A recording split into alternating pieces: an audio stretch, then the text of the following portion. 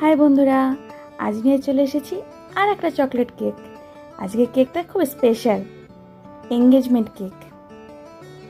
একদম সিম্পল ছিল, সে নিজেই পছন্দ করেছে যার এঙ্গেজমেন্ট। এর জন্য দেখো, প্রথমে তো কাট করে নিয়েছি। কেকটা যে কে বানাচ্ছে বলে তো, আমার হাজবেন্ড। ওর কাছ থেকেই আমার সব কিছু শেখা।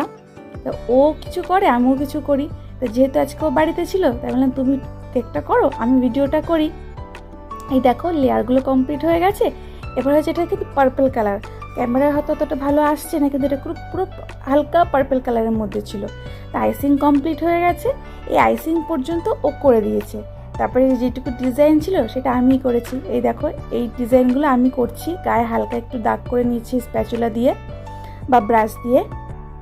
তারপরে ছোটো ছোটো এরকম সাদা সাদা ফুল করে নিয়েছি।